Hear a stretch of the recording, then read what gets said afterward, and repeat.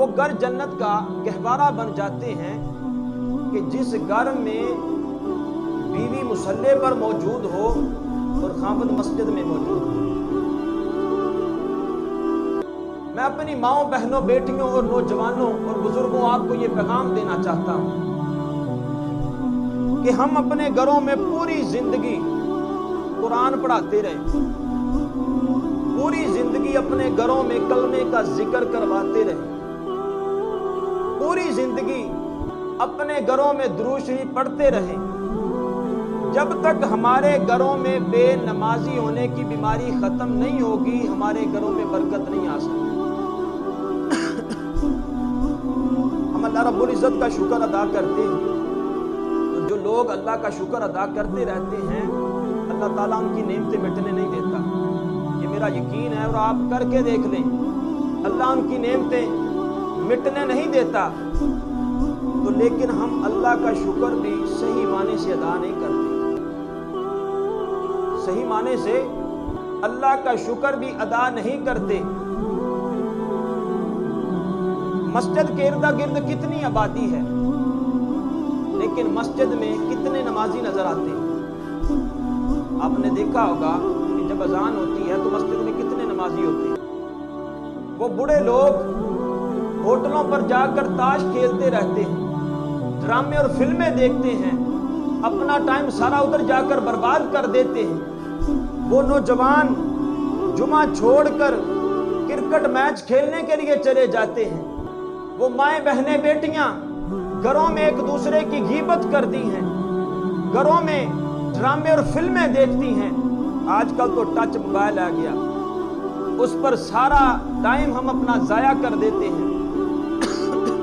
ان سب چیزوں کے لیے ہمارے پاس ٹائم ہے، لیکن اللہ رب العزت کی بارگاہ میں سجدہ کرنے کے لیے ٹائم نہیں ہے۔ اللہ رب العزت کی بارگاہ میں سجدہ کرنے کے لیے ٹائم نہیں ہے۔ ایک بزرگ تھے، اپنے گھر میں آئے اور آ کر کہنے لگے اپنی بیوی سے کہ میں ہوا میں اڑ لیتا ہوں، ہوا میں اڑ لیتا ہوں۔ مجھے لگتا ہے کہ میں جو فرضی عبادت کرتا ہوں یا روزے رکھتا ہوں یا نماز تہجد پڑھتا ہوں اللہ کو میری عبادت پسند آ گئی۔ تو بیوی آگے سے کہنے لگی کہ اس میں صرف آپ کا ہی کمال نہیں ہے، اس میں میرا بھی کمال ہے۔ کہنے لگا تمہارا کیا کمال ہے؟ کہنے لگی کہ میرا کمال یہ ہے کہ جب میں آٹا گوندنے لگتی ہوں تو اس سے پہلے بسم اللہ الرحمن الرحیم پڑھتی ہوں، جب میں روٹیاں پکانے لگتی ہوں تو اس سے پہلے بسم اللہ الرحمن الرحیم پڑھتی ہوں، جب میں تجھے کھانا دیتی ہوں تو اس سے پہلے بسم اللہ الرحمن الرحیم پڑھتی ہوں۔ آپ یہ نہ خوش ہوں کہ میری عبادت اللہ کو پسند آ گئی، اس میں میرا حصہ بھی شامل ہے۔ تو میرے دوستو، بزرگوں، اگر بیوی نمازیں پڑھتی ہو، خاوند نمازیں نہ پڑھے، تو ایک گھر میں اللہ کی رحمتیں لے کر آ رہی ہے اور دوسری اللہ کا لعنتیں لے کر آ رہا ہے۔ اور اگر خاوند نمازیں پڑھتا ہو، بیوی نہ نمازیں پڑھے، تو ایک اللہ کی رحمتیں لے کر آ رہا ہے، دوسری لعنتیں لے کر آ رہی ہے۔ یہ تاڑی جو ہے یہ دونوں ہاتھوں سے بجتی ہے، ایک ہاتھ کے ساتھ تاڑی نہیں بجتی۔ وہ گھر جن گھروں میں نماز پڑھنی چھوڑ دی جاتی، نہیں پڑھی جاتی، اس پر مولانا روم رحمۃ اللہ تعالیٰ نے فرماتے ہیں کہ ایک عالم دین کے پاس ایک بندہ آیا اور آ کر کہنے لگا کہ حضور ہمارے کنویں میں ایک کتا گر گیا، اب اس کنویں کو پاک کرنا ہے تو کیسے کریں؟ آپ نے فرمایا کہ اس کنویں کے اندر سے جا کر تمام پانی کو باہر نکال دو، کنواں پاک ہو جائے گا۔ اب وہ بندہ گیا، اس نے جا کر تمام پانی باہر نکال کر ایک پیالے میں پانی لیا، لے کر عالم دین کے پاس چلا گیا۔ اب اس عالم دین نے جب پانی دیکھا تو پانی کے اندر بال نظر آئے، فرمانے لگے یہ بال کس کے ہیں؟ کہنے لگا حضور کتے کے۔ فرمایا کتا کہاں ہے؟ کہنے لگا حضور کنویں میں۔ فرمایا کنویں سے کتا نہیں نکالا؟ کہنے لگا حضور آپ نے کتے کا تو ذکر ہی نہیں کیا، آپ نے تو پانی کا ذکر کیا۔ تو وہ بزرگ فرمانے لگے بے وقوفو، پاگلو، اور جب تک تم اس کنویں سے کتا نہیں نکالو گے پوری زندگی پانی نکالتے رہو، وہ کنواں پاک نہیں ہو سکتا۔ تو وہ گھر جن گھروں میں سجدہ کرنا چھوڑ دیا جاتا ہے، وہ گھر جن گھروں میں قرآن پڑھنا چھوڑ دیا جاتا ہے، وہ گھر جن گھروں میں روزے رکھنے چھوڑ دیے جاتے ہیں، وہ گھر جن گھروں میں درود شریف پڑھنا چھوڑ دیا جاتا ہے، وہ جب تک ہمارے گھروں میں بے نمازی ہونے کا کتا نہیں نکلے گا ہمارے گھروں میں برکت نہیں آ سکتی۔ یہ ہماری بربادی کے اسباب ہیں۔ کیوں زلزلے آ رہے ہیں؟ کیوں ہمارے ملک کے حالات بہت خراب ہیں؟ کیونکہ ہم ٹھیک نہیں ہیں۔ ہم ٹھیک ہو جائیں تو ہمارا ملک بھی ٹھیک ہو جائے گا۔ ہم نے اپنی اصلاح کرنی ہے۔ یہ ہماری بربادی کے اسباب ہیں۔ حضرات گرامی، خاتون جنت کا یہ حال تھا کہ جب اس دنیا سے جا رہی تھی اور آپ کی زندگی کے آخری دن چل رہے تھے، توجہ میری طرف رکھنی ہے، آپ کی زندگی کے آخری دن چل رہے تھے، تو آپ کے گھر میں جو خادمہ تھی وہ حضرت ابو بکر صدیق رضی اللہ تعالیٰ عنہ آپ کی زوجہ محترمہ۔ اب دیکھیں کہ خلیفہ رسول کی بیوی ہیں، خلیفہ رسول کی بیوی ہیں، اور حضور نبی کریم صلی اللہ علیہ وسلم کی لگتے جگر حضرت سیدہ فاطمہ الزہرا رضی اللہ تعالی عنہا آپ کی خادمہ بنی ہوئی۔ کوئی بھی تاریخ اٹھا کر دیکھ لیں اور تلاش کریں، آپ کو پتہ چلے گا کہ آخری دنوں میں سیدہ فاطمہ کی جو خادمہ تھی وہ حضرت ابو بکر صدیق رضی اللہ تعالیٰ عنہ کی زوجہ محترمہ تھی۔ فرماتی ہیں کہ ایک دن جب میں گھر میں آئی، حضرت اسماء بنت امیس فرماتی ہیں کہ جب ایک دن میں گھر میں آئی تو میں نے کیا دیکھا کہ سیدہ رو رہی، ان کی آنکھوں میں آنسو، تو میں نے آ کر ان کا ہاتھ چھوما اور پوچھا کہ اے فاطمہ کیوں رو رہی ہے؟ اب دیکھیے کہ آپ کا رونا کیا تھا۔ آج کی مائیں بہنیں بیٹیاں یہ چاہتی ہیں کہ قیامت کے دن ہمیں حضور علیہ السلام کی بیٹیوں کی سنگت نصیب ہو جائے، تو کیا ان کا منہ ہے حضور علیہ السلام کی سنگت، حضور علیہ السلام کی بیٹیوں کی سنگت میں جانے کا؟ حضرت اسماء بنت امیس فرمانے لگی کہ اے فاطمہ یہ تو بتاؤ تم کیوں رو رہی ہو، کیوں تمہاری آنکھوں میں آنسو ہیں؟ فرمانے لگی میں اس لیے رو رہی ہوں کہ جب کوئی عورت فوت ہوتی ہے تو اس کے بعد اس کے اوپر کفن ڈالا جاتا ہے، اس کے بعد اس کو چارپائی پر ڈالا جاتا ہے، اس کے بعد اس کا نماز جنازہ پڑھا جاتا ہے۔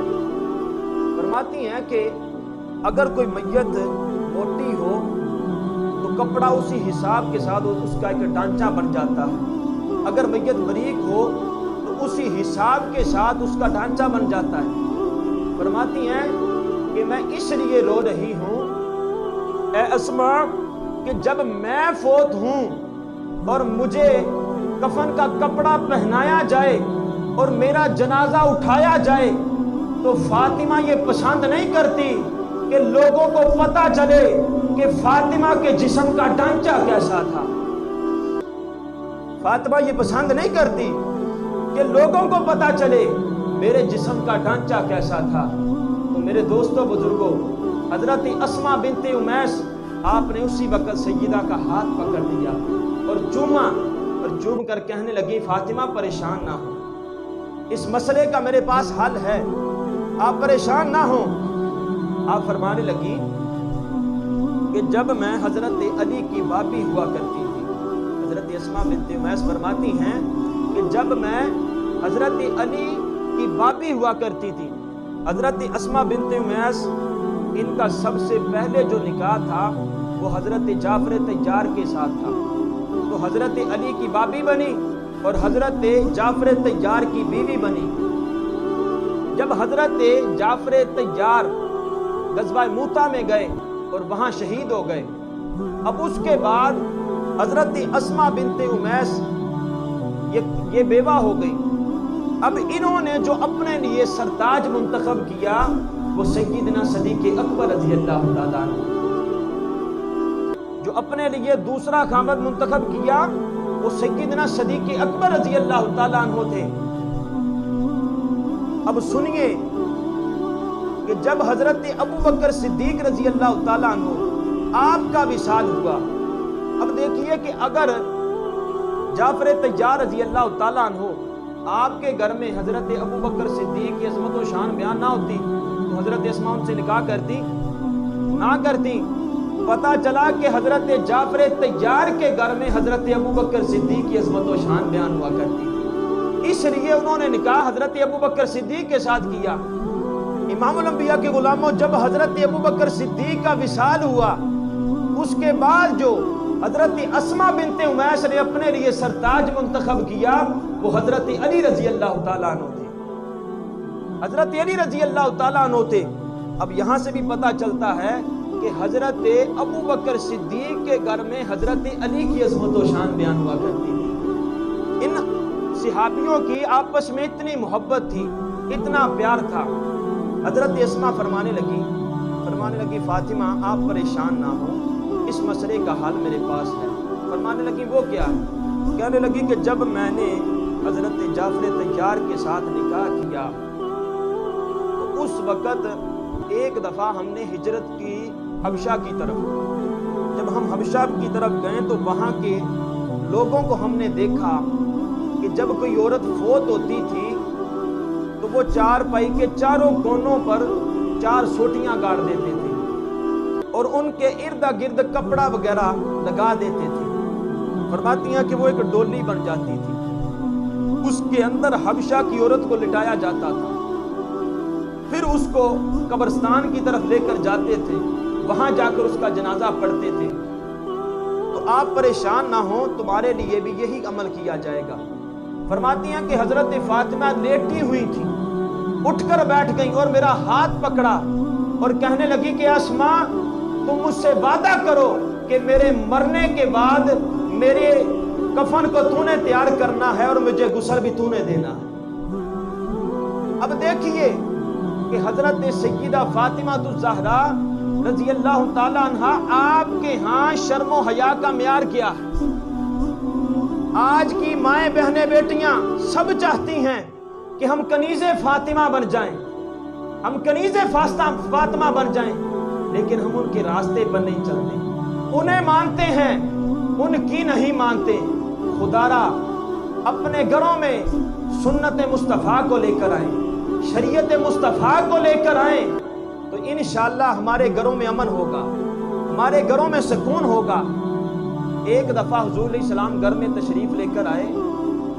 جب گھر میں تشریف لے کر آئے تو حضرت فاطمہ رضی اللہ تعالیٰ عنہ تشریف فرما آ کر کہنے لگے کہ اے فاطمہ تو نے چاند نہیں دیکھا؟ عید کا چاند نکلا.